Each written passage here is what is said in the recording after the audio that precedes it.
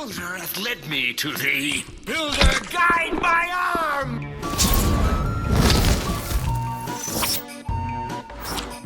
We made it to the end of the trilogy. This is Thief Deadly Shadows. This was going to be called Thief 3, but the series was now making its debut on the Xbox, so they didn't want to be scaring any new players off. My brain always wants me to call this Thief Invisible War, with good reason. It has some of the exact same problems, uses the same weird version of Unreal 2, and was made by the same developer. But that would be a little too harsh. Looking Glass may have been gone, but a lot of key figures did return. Having the studio behind Deus Ex do it seems like the next best thing. I'm going to have to structure this video differently because like Thief 1 and 2, it has a fan patch. Unlike the others, this one is much more substantial. So right off the bat, I need to say what's terrible. And what better sign could there be than the main menu? You can see my recording icon flash up there because it's a little unstable. So how about a new game? I got a tip last night from my fence. Heartless Perry. Yeah, remember those haunting atmospheric briefing cutscenes? Those are all gone now. But things get worse. This is papyrus font. There are only two reasons to ever use this. One is you're a kid making a PowerPoint and you need your classmates to realize that you're in the know with ancient Egypt, or you're making a high concept album. And you look into the eyes of the wall, black and cold, red and old. This is neither, so it sucks. For the first mission, you're locked into normal difficulty. This might seem overbearing until you actually play it, and wow. You need to follow every move laid out for you exactly, and if you deviate from it even a little bit, then you fail. I know it's just a tutorial, but it's surprising to see this kind of mindset in a Thief game. Thief 1's training was linear, sure, but this feels like it's on rails. If you're coming into this fresh off of Thief 1 or 2, you'll notice that the movement is awful. That's because this is both a first and third person game. After some experimenting, I found out the controls are designed for neither. In Deadly Shadows, your movement is based on animation. When Garrett turns or strafes, his body has to actually move first. So that jitter you see when the animation snaps directions also carries over to first person. It adds a terrible layer of jerkiness to everything you do. It's like your legs have to approve a bill before they let you turn. A quick lean to check a corner doesn't work anymore. It's slow and you expose yourself to the light because you're taking a weird gigantic step now. I can only guess that they figured most people would switch to third person to look around corners. Having a lean that terrible seems like a concession for people who want to stay playing in first person. The tutorial level is shockingly tiny, and this carries over into the next mission. The rooms are cramped and narrow, but it's not over yet, because now the mission is broken up into different loading zones. So instead of having one big interconnected map, you'll have 2 or maybe 3 different levels built into one mission. This only emphasizes how crammed in things are now. It's kind of shocking how tiny these additional areas can be, but that's what you had to do to make it fit on the Xbox. This was a nice looking game for 2004, and that came at a sacrifice. It was also a PC performance hog. The engine has a lot of issues. If you run the game too well, lockpicking and ladders can break. Compatibility is bad, there's no proper widescreen, so let's try and fix things up a bit. Enter the Sneaky Upgrade mod. It fixes lots of bugs and engine issues like T-Fix 1 and 2 did, but also includes options to make it feel more like the Thief I know and love. For this, I'm installing everything except for the texture pack and the Minimalist project. The textures still have that kind of out of place issue at times, but the Minimalist project does have some cool stuff in it. It's just very customizable, and you should probably know the game before you start monkeying with it. So what did I put in? Graphically, the fonts are sharper and there's proper widescreen support now. Some of the animations have been outright replaced. It's still not as responsive as the old game, but it's a noticeable improvement. There's still a jitter to the controls that will never fully go away, but I'll talk more about that in detail later. The tutorial mission can now be played on any difficulty, and the glowing feet only appear on easy. Some loot has been added, so it's now kind of a proper mission. And in some amazing news, the level loading zones are now gone. Once again, you play in one big map. This is one of the reasons I love video games. Sometimes you come back to them years and years later, and the community has made all kinds of cool stuff for them. Speaking of, guess what else is back?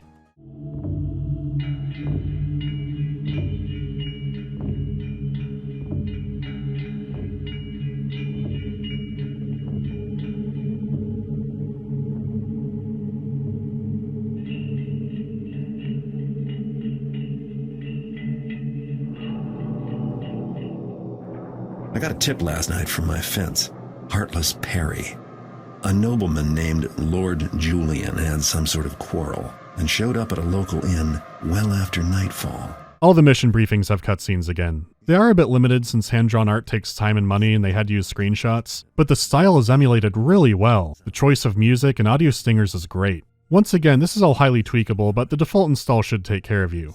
Typically when I recommend mods for a first-time player, it's something pretty, light. This is more of an overhaul than usual. I just want that to be cooking in the back of your brain. It is substantial, but I think it's the best way you could play the game. But the vanilla game is worse in a lot of ways. It's due to hard, unpaid work that a few people did that we even have it this good. So finally, I can play the game.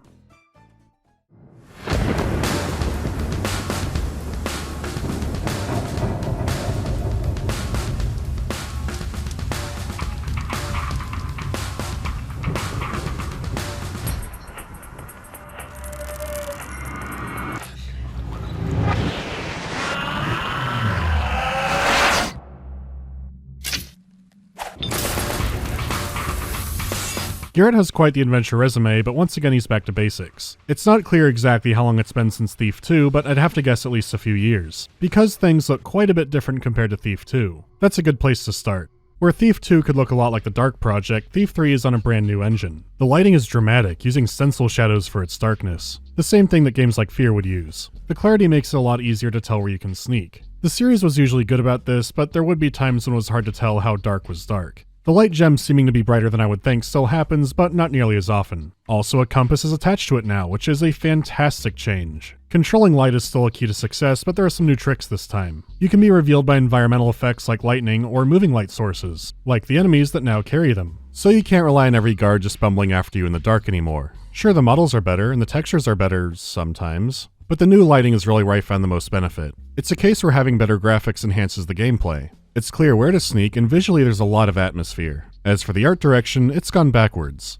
In Thief 2, the city was going through a mechanical Victorian revolution, and that's all over. The only sign of the Mechanist Revolution even happening are some journal entries and a few turntables. It is mentioned that some massive trials happened, so I guess they decided that Karras was just like the Hindenburg of people, and stopped using anything he had anything to do with. So there are no robots this time, or cameras, or alarms, or even that many electronic lights. Though when they do show up a lot, you're in for a treat. So we're back to that more gothic style that Thief 1 had, where they just happen to have some electricity around. Honestly, I do prefer that over it going full steampunk, but it still feels like a bit of a loss. At the very least, I would have loved to have like a Mechanist's holdout map, where they still have cameras and alarms and robots stomping around. Instead, technology seems to have regressed even beyond Thief 1. The hammers didn't ban it or anything because they are still making new stuff. It just seems like things were pulled too far back. But maybe that's more of a gameplay issue. It might stand out to me more because the location variety is a lot lower than it used to be. If you like stonework and castles, you're gonna have a good time. There's so much stone. Biblical Divorce Court didn't have this much stone. The Dark Project had a lot of castles too, but there might be like some red brick or wood paneling. There was distinction to it, and the Metal Age really stepped that up. Deadly Shadows does have some standout areas, but they feel more rare. After staring at footage like a madman for a while, I thought of some more reasons why. If you played the missions back to back, it might not be an issue. The thing is, Deadly Shadows now has a city hub. You come back to it after every mission, you can buy and sell items, there are side quests. The point for now is that you'll be coming here a lot. The hub is mainly narrow castle streets, so then you go to a mission that looks just like it. It's atmospheric and looks nice, but it gets repetitive. What makes it worse is, as I said before, the levels are crunched down. It's a subconscious effect that's hard to put into words, so I'm wrestling with my caveman brain here. Thief has always tried to sell its levels as being like a real place. It had a scale to match that, which is still pretty staggering now. First City Bank and Trust feels like a place. It's enormous and interconnected, but also has some areas that would just be in a bank. You have teller offices, conference rooms, areas for the workers. There are out-of-the-way areas with no treasure that I guess you could hide in, but not many guards around there either. It's just something that a building like this would have. But now think that you're very space limited. You can't fit in as much non-essential stuff like that anymore. Your levels are already being cut apart by loading screens. So they tried to keep that aspect, but it's so scaled down that it's just kind of silly. The first few levels are especially bad about this. Everything is so narrow and so many rooms are similarly sized that they all begin to feel the same. Like, lacking openness in a castle's hallways is understandable. It doesn't feel lavish, but I buy it. When you get to the Fisher-Price Great Hall though, that's when it's apparent something's wrong. When things do open up more, it still feels sparse and empty. They probably couldn't fit anything else in. Again, I'm not saying that everything's barren. There are some great locations and they use the most out of what they got, but what they got wasn't a whole lot. So if you're feeling boxed in over and over, it's because you are.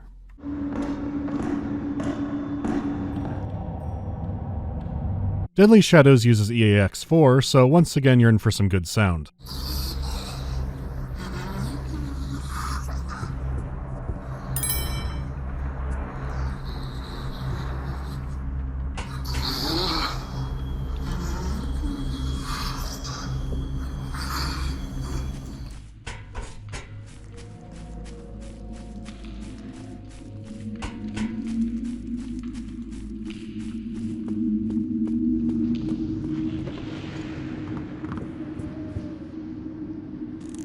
Anybody there? We're friendly and don't know how to fight. The sound effects themselves are very clean. They don't have that grainy sounding compression that some of the first two games had at times. So the way sound propagates is better than ever. I knew it was good when I can make it back outside of a castle just by listening for the crickets.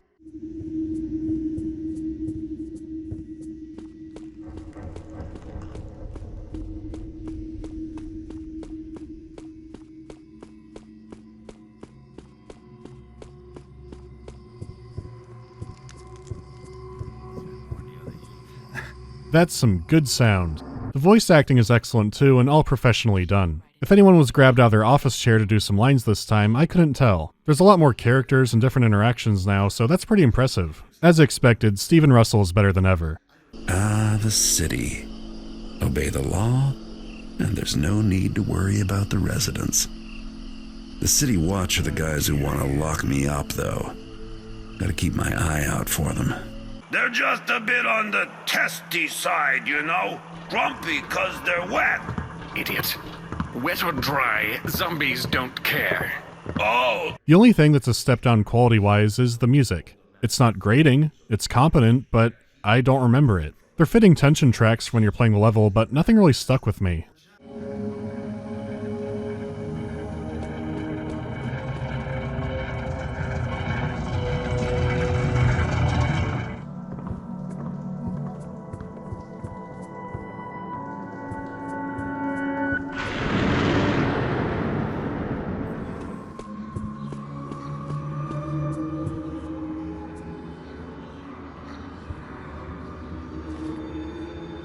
It is mixed in with the ambience like usual, so I wasn't expecting anything huge here. You just won't have an assassin's breakbeat or creepy sirens from Framed. Though to be fair, this game is probably the scariest. By most accounts, the sound is better than ever, which makes this next part of it even stranger. Out of the entire trilogy of games, sound probably matters the least here. Previously, you would do your best to avoid metal and tile flooring. It would give you away quick, and training emphasized the importance of these surfaces. Thief 3 also has this, but a lot less importance is put on it. Moss arrows used to be an essential tool. In Deadly Shadows, I used them one time. At least when I did it for sneaking. Now they're a choking hazard. Ironically, the reason I did use them was I went, oh, I probably need footage of using a moss arrow. What ended up happening was the sound of the arrow ended up alerting the guard. If a guard was around, the ideal time to use it, would be better to not use it. Okay. It is more realistic rather than guards just not noticing like before, but you don't need moss arrows to set up a Kevin McAllister ambush, you just walk up and blackjack them. The surfaces just don't matter as much.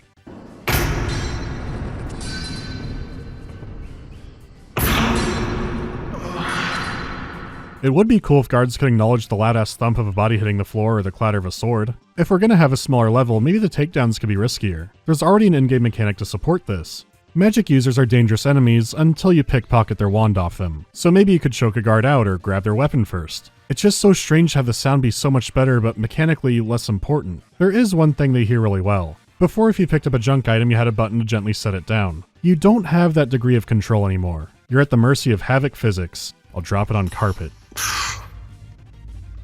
By the... I hear thou there. It seems way less consistent this time. A sound I make could do nothing, or have every guard in the zip code run over. So that's disappointing, but let's get into the gameplay. The most immediate change is how difficulty is handled. It now changes the enemy AI. For the record, everything I just talked about has been on Expert. The map won't change around and you won't get crazy new side objectives. Instead, you'll need to collect more treasure. On Expert, that's 90% of the mission's loot value and 3 special loot items. This goes for every mission. First of all, 90% is high. You typically had way more room to miss stuff before, or you just didn't have to loot anything. They realized for the sake of the narrative it would sometimes be a bad idea to make people hunt around for treasure. Deadly Shadows absolutely has maps that get hurt by this requirement. But more than that, not everyone wanted to play these games to pick up every piece of petty cash. Now you have to, or you get dumber enemies. They had such a good difficulty system, which added some replayability. It sucks to see it thrown out. The treasure hunting itself is made a little bit less clear. Let me show you what I mean. The screenshot has loot. Can you see it? Did you guess these 2 cups specifically? I would not have known, but the game now has a glare effect to tell you what treasure is. Candle on top is loot, candle on the floor is junk. These are some subtle differences. If the loot didn't have this effect, would you know to steal it? How about this one? Something by the jars? Also, this map has worthless banners all over the place. Looks important, not treasure. Out of the way, that's treasure. Turn the lights off when I still need them. Truly, these are dark times. What?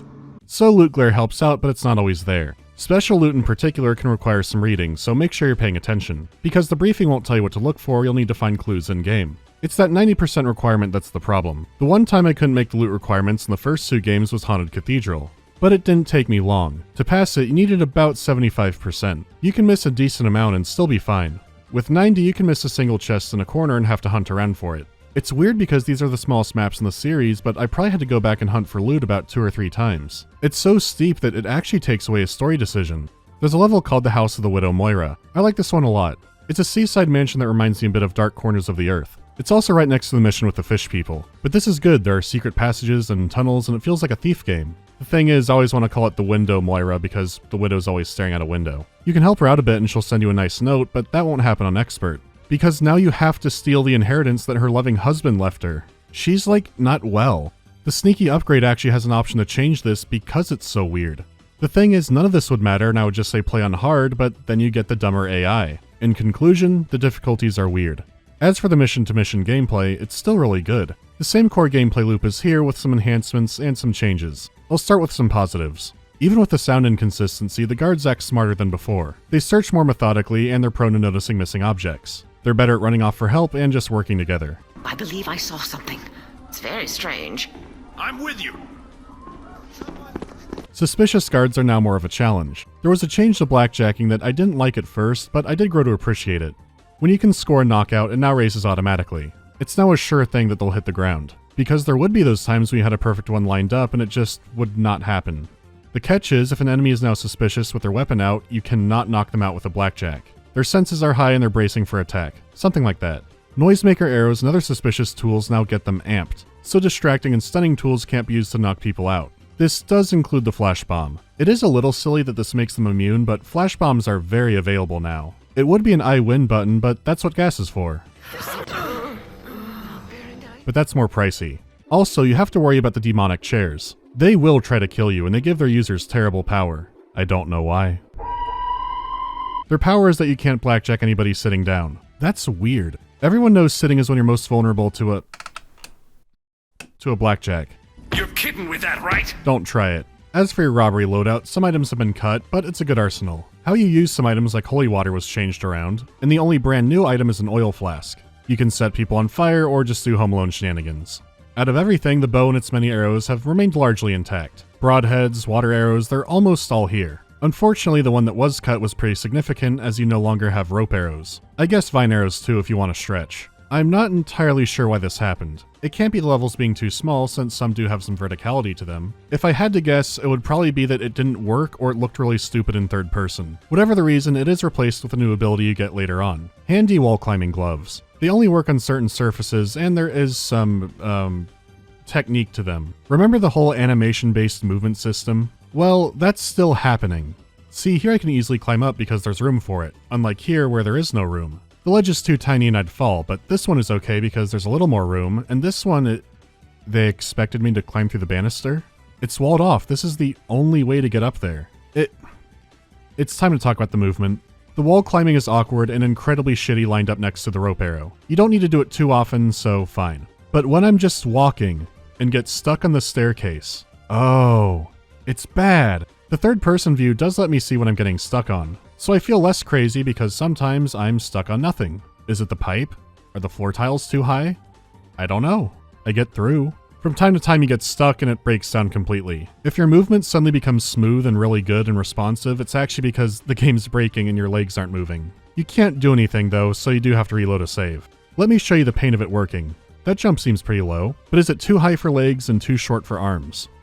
Yes. In the previous games, this would be a brainless jump, but now it's pretty tricky. What really gets me is I fell again and dropped on the platform below and saw this really high jump and then no problem. The things that can happen are beyond my understanding. And no, it's not the sneaky upgrade doing something because this has way less problems. Now imagine doing precise movement. I could do a tightrope before, but now look at this board. I lurch forward, the screen freaks out, and I fall, because each leg isn't really making contact. When I say the controls feel like they were designed for neither view, this is what I mean. In first person, I could climb it, I'm just being careful not to let a leg go over. But I'm fine after. In third person, it looks weird, but I can do it just fine. At least until I get to the pipe on the end, which I'm too high to jump on. I look down and try to climb, nothing. I go to first person, look down, then it works. I don't know what you want from me. Third person was a mistake. It didn't have to be like contemporary stealth games. I wouldn't mind it if the controls weren't compromised. To no big shock, swimming is also gone. Which, again, is understandable. But then, why have the Sunken Citadel? A level about a sunken ruin filled with fish people. Like, it's a fine level on its own, though it might be the most appropriate in the series to have some underwater sections, and this doesn't have that. It's the slightly damp Citadel. I know Thief 2 designed levels before making the story, but this seems like that, but even farther back. Like assets were being made before they were sure what the mechanics would be. Most of the time, playing on Expert meant you couldn't kill anybody, but now you have free reign to kill combatants because it has to be more freeform. At one point in the story, Garrett is framed for killing a keeper, so he needs to infiltrate their compound to find evidence that proves he's innocent. And during this mission, you can kill keepers. The story and gameplay were incredibly intertwined, but that doesn't seem to be the case here. Whether it's story or just moving, there's a disconnect there. It feels like playing a different immersive sim. The starting philosophy was murder is the mark of an amateur. You could block with your sword and kill creatures, but you didn't want to kill people. What can I do? The cold feels nothing now. Garrett, I begs, return me to the green. Kill me. This is a pretty big moment in Thief 2. Garrett's always been adamant that he's a thief, but he's not a murderer. Gameplay-wise, it's simple, but as a character, it feels like a big choice for Garrett. You don't have to do this. Now you have a cool dagger to do backstabs with. Maybe they were trying to give more mechanical freedom to compensate for smaller spaces. I don't know what the reasons were, but it feels less focused overall. So now's a good time to bring up the city hub. After a mission, you come back to town, usually to Garrett's apartment. It's not much, but it's home. It's not a big equipment stash or anything, so you won't spend much time here besides robbing your neighbors and your landlord. There's now a town to explore and random pedestrians to mug. The area is as confined as you'd expect, but there are fun things to do. Besides random breaking and entering, there are many side quests to pick up. My favorite being sleazy fake Garrett. All right, Mr. Brent. And don't forget, if you want Garrett-type services, you gotta offer Garrett-type prices. It's nowhere near as elaborate as a mission, but they're fine side attractions. You'll also be doing a lot of sneaking or running. Garrett remains wanted by the City Watch, who will either kill him or throw him in prison. You skulk around finding secrets, and the town changes a little bit day by day. Nothing too big. More importantly, you're also unlocking new districts to visit. This gives you access to new black market fences. You have to pawn off all your loot after all, and some fences only deal in specific items. The same goes for buying new equipment from different shops. Everything is persistent now and carries over between missions. So you can hoard up items, but due to progression, you can't get endgame stuff until later. Your health also carries over, so to not die, you need to keep stocked up on health potions. I'm kind of conflicted on the hub. When I first played it and was exploring around, it seemed neat. It was a bit cramped like everything else, but it had good atmosphere, and I liked the idea of actually having to go and sell your goods. It was also interesting that you had to find the map so it would help you in some later levels. Then as I got more familiar with it and the novelty ran out, I started to not care for it. Especially when I found out that guards get tired after running for a while, so you could just outrun everything. You don't have to skulk around. Then as more districts unlocked, I switched around and started appreciating it again. I do like it as a grounding point, and without it, the game would be very short. The only thing I hate is how big of an area it claims to be. The city always seemed monolithic and ancient. Ironically, by actually showing it in a limited way like this, it ruins that effect. This brings me to the faction system. The Hammers and Pagans are mad at me because of jobs I did for the Keepers. I better find out what they want and then decide whether or not I want to bother trying to improve their opinion of me. This was not something I expected the first time I played. You can only get points with the Hammers or the Pagans since they're the ones having the gang wars in the street. This only affects how they react to you in the street. In missions you can maim or kill as many as you want, it doesn't matter. For the sake of gameplay it has to be this way. There are a few mini-quests you can do to gain favor with a faction, but you have two main methods. For the Hammers, you kill exploding beetles that eat their structures. They explode like they're an Aqua Teen Hunger Force and cause mass panic. For the Pagans, you shoot arrows in especially marked stones, like the big green one next to the letter giving you that assignment. So that's simple enough. You would think. That's not the stone. They look like this. They are barely perceptible. I can bet— whoa! Oh right, the mechanical eye does that now. It doesn't matter. Or maybe it should have highlighted loot. No, I'm moving on. This helps plants grow and the Pagans like that. There are other things to do, but you can easily get on the good side of both factions. If you are buddies, you can hang out in their areas of the city without being attacked. Things that you might have to sneak or steal to get access to, they just let you have.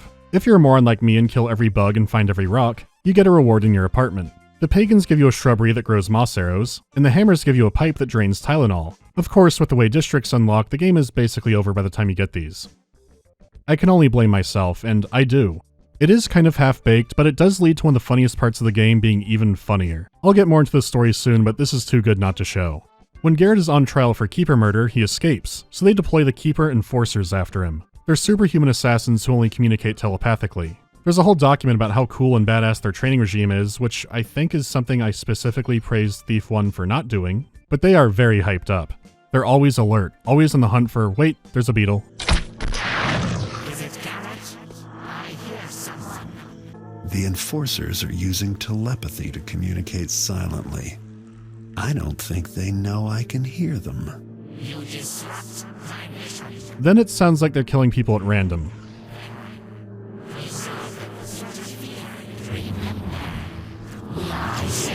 Oh, Jesus Christ, what? They look scary, but I killed beetles. I shall fell the beast! Tonight,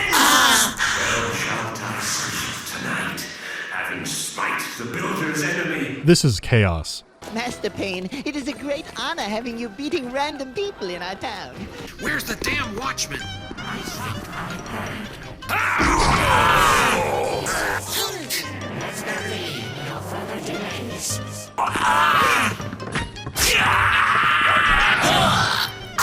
What's all this? You common hooligan. Found the betrayer.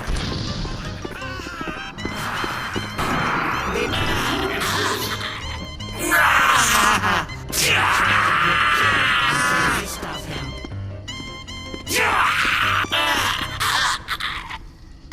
Priorities I want to criticize just fly away. Why would secret assassins go on a murder spree? Could telepathic communication use like ethereal humming or something more creative? All of that pales to how stupid the chaos is. They'll get a few townspeople, but in the end they get demolished every single time. You don't need to be an ally to witness this, it just makes watching it all unfold even easier. Like Thief 2, this game was also rushed. And I think the circus this part is one of those parts that they didn't have time to refine. This isn't a silly one-off thing either. The final boss mission also happens in the city. The enemies don't die this time, but it looks just as silly. To make it worse, the enforcers are automatically buffed a little by the sneaky upgrade. When I first played the game, this was even more one-sided. There's an option to make them cloaky and only hunt you, but I didn't want to ruin the vanilla experience.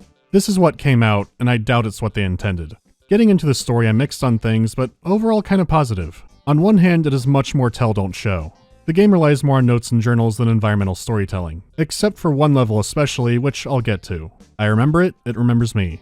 Anyway, having a dictionary of what, like, all the insults mean is stupid. However, all the catching up new players stuff mainly happens in these notes. So the main story doesn't have Garrett retreading things that longtime players already know. It's to the point where first-time Xbox players were probably confused on what was happening. As a longtime player, I was happy with it. That said, some of these notes desperately needed a different way to convey the information. Ha ha ha, Garrett would never find my weakness, so would let him do this with his blackjack.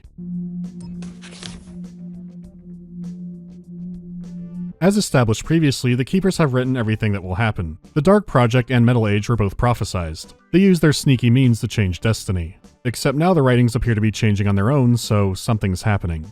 Garrett, who keeps stumbling into this cryptic bullshit, is involved again. If he steals 2 items for the Keepers, they'll give him access to the prophecies. Most of the missions have nothing to directly do with this narrative. It's a similar layout to the Dark Project, but much more compressed. So here's what I think without spoilers. The prophecies are clear. There is much ahead to be wary of. Initially, my thought was shining a light onto the Keepers like this was a huge mistake. The more you reveal about a secret, mysterious organization, the higher chances are that you accidentally reveal something stupid. It's them and precursor aliens. If you have precursor aliens in a series, the longer it goes on, the higher the chances are that some writer will say they created humans or were humans. It doesn't always happen, but it happens enough where I get nervous. Deadly Shadows was getting me nervous. Ah, I see your point. And the error in your thinking. The compendium was lost ages ago. How could it possibly be on a ship that has just come into port? What? What does that mean? But enough, scribe. I have important business to attend to, in case you haven't heard. Oh no, they're getting dumb. You've moved up in the world, Orland. Nice view. Yes, I have. Character I've never seen or heard of before, but Garrett doesn't like him. I hope he's not trouble. This will admit you to certain areas of the library. Do not venture further. You will not ply your trade here, thief. If anything happens, you will be held accountable. Is this clear? Perfectly. The Keepers being revealed as squabbling bureaucrats seemed awful. I guess their previous mystique made me think that they were above all that, though at the same time it does explain more why Garrett left. I always accepted that, it wasn't a burning question or anything, but sure, the Keepers are flawed like anyone else and they squabble a lot. I thought the Keeper internal power struggle was going to be the focus, which it is, but some elements get twisted around. Interesting elements do come out of that, but unfortunately, some of it does feel like a retread of the Dark Project. If you don't want spoilers, go to here. Alright, forget the Keeper garbage for now, it's time for Shalebridge Cradle. This place hath nothing of value for thee to steal. I'm more interested in those papers of yours. If they can tell me anything about a crone that talks to statues. Thou hast seen the hag? Not just seen. She tried to kill me, but I hear you've been trailing her for years. Yea, I hath followed her trail, but it hath not been clear. I hath even doubted anon that her crimes weren't more than my own imaginings.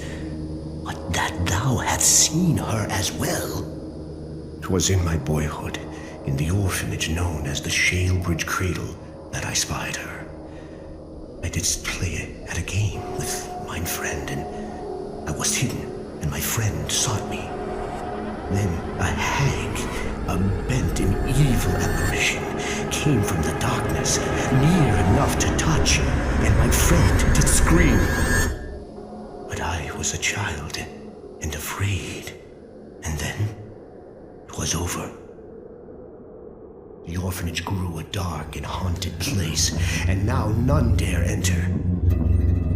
When came I to mine manhood, and was saved by the order of the hammer, I sought the hag again. The hag is our real villain. She's being revealed very late into the game. These are the final 2 missions. The setup is creepy, and the art reminds me of the old Thief cutscenes. It is a hard turn at this point, but it's a welcome one. I'm used to the dark, but this feels like a house with bad dreams. Yeah, let's go in. Shalebridge Cradle is like a combination Pizza Hut and Taco Bell, but more pleasant, being a combo asylum and orphanage. Walking in, there are no guards, no signs of anybody. This will already be throwing people off. And then the noises start.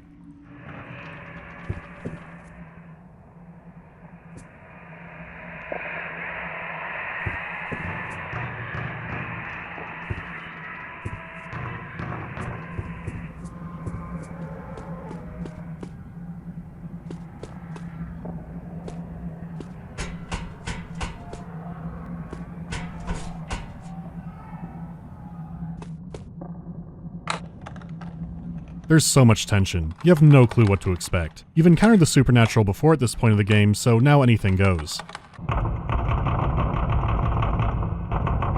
There's so much restraint shown. You're allowed to explore and absorb the creepy scenery. You know it's effective when the lights come on and you feel less safe.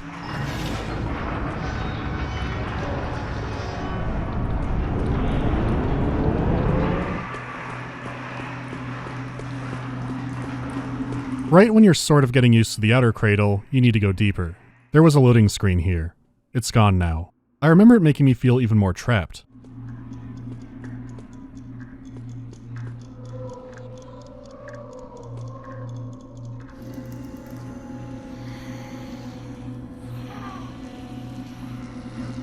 Holy shit, I am invested. When people make lists for the scariest video game levels, the asylum appears frequently. A lot of the horror does come from not expecting it. You have encountered the undead at this point. They run now, but that still has nothing on the cradle. The residents are some kind of undead, so many of your usual tricks won't work on them. But these aren't your average undead. These are the puppeted corpses of the asylum's prisoners. They never refer to this all being hag magic or something like that. At least I hope so, if it's written down somewhere I didn't read it.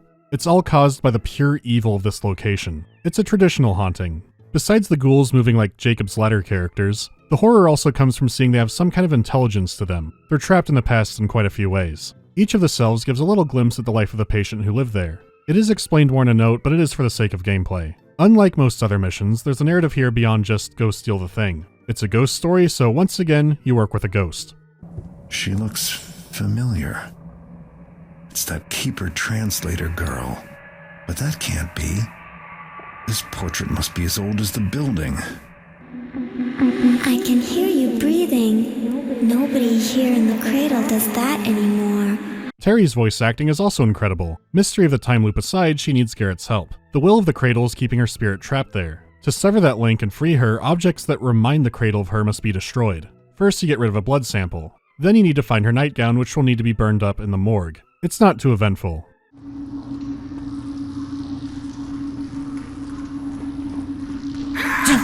When that's done, the patient's cells and their items come back into play. You need to choose an object and then bring it to where the patient liked to hang out, which you would know from reading the journal. However, doing so sends you into the past as that patient. Sort of. You can now be caught by the shadowy forms of the staff. They are deeply unpleasant.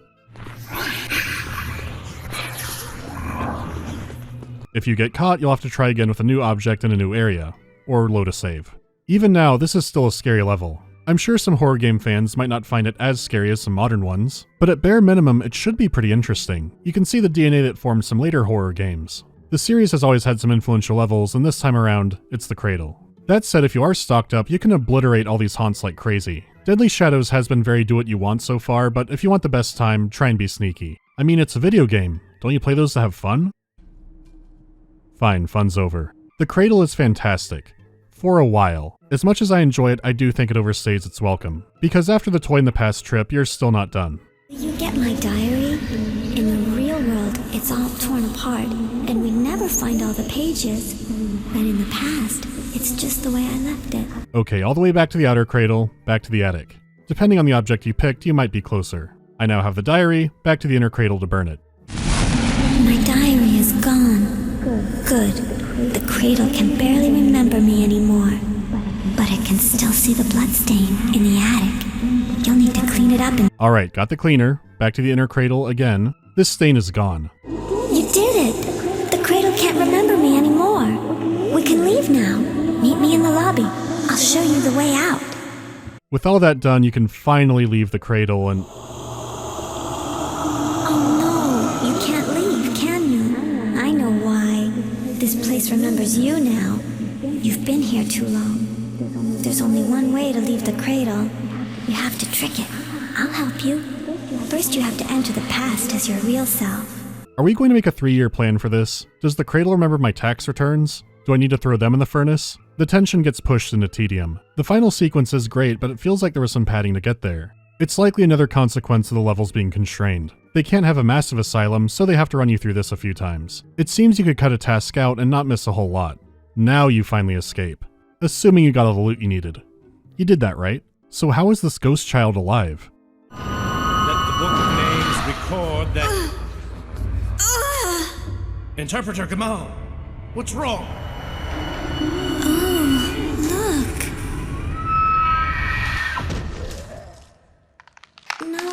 No. Curse her stinking, rotting bones! You think you can snare me, trap me with your secrets? I am secret, kept for decades. You scratch out glyphs and think you have them, but I wear them, drink them, breathe them, know them far better than you. I am glyphs now and for all time. I'm me again. She can't use it anymore. Gamal the Hag was using Laurel's body to disguise herself. Even with her being revealed as some kind of Lovecraftian John Carpenter monster, it feels like such a retread of the Trickster's reveal, and not even close to that good. In the Dark Project, the Trickster is a hidden in plain sight kind of villain. When you replay the game, you notice more hinting about him that you didn't before. Check out the cutscene before the Bone Horde. It used to be abstract, but oh, there's the Trickster ruling the woods. The Builder comes and humanity builds up and they cast him out. Now that you've played it, you have the whole picture. Deadly Shadows has conversations saying, "Have you heard about the Hag? I don't think the Hag is real. Who else seen the Hag? Say yeah." What I find more intriguing about her was what she was actually up to. She's an ancient, centuries-old magic user who infiltrated the Keepers. It is easy to do that when you help found the organization. The Keepers always thought they were safeguarding the city and changing fate. It turns out that with this kind of magic, destiny is set in stone. The Keepers had no real influence at all. She was manipulating them to think they were by removing key prophecies that would mention her, change notes here and there, and get rid of anyone who got too close to the truth. Then frame Garrett, because Garrett can turn people to stone, whatever. Garrett is a chosen one called the True Keeper. Ironically, his role is to destroy all Keeper magic, ending their power and control permanently. This could have been done in a creepy lair that the Hag has, patrolled by creepy animated statues, but instead we go back to the city hub. It's bad, but our favorite guard Benny does end up being a hero. At least in my game he was.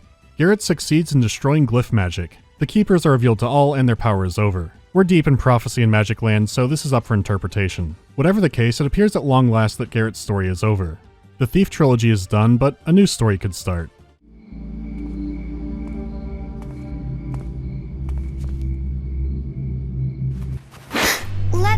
of me. That's not for you. Please, sir, I'm hungry. You have talent.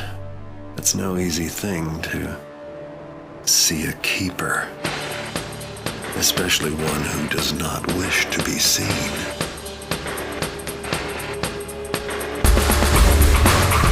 Yeah, it's kind of cheesy, but I love that ending. It's a solid bookend, and even if you don't continue the series, it's satisfying. It could have been a better game, but it also could have been a hell of a lot worse. There are still special moments to be had. I know I spent a lot of this video talking about things that I hated or were a step down, but the bar was set so high by the previous entries that even this not being up to that is still a pretty okay game. If a wizard said I'm taking away your Thief 3 memories, I'd be sad. This game feels like listening to a song I love through an apartment wall. I can make out the beats and I'm not trying to sleep, so I'm having a good time, but I can't deny that all the fine details are being filtered out. Sometimes it's so muffled that I wonder, is that actually the song I like? They might be playing something else. Anyways, the trilogy sale is back on. A steal at 90 cents while I steal affiliation pennies. So ends the Thief trilogy, and who knows if it'll come back. There are still plenty of fan missions, and the Dark mod is great, but I can't see an official new game happening. Unless they pull a Deus Ex. That's a prequel that went over pretty well. Take him to Detroit. No! No, not Detroit! No! No, please! Anything but that!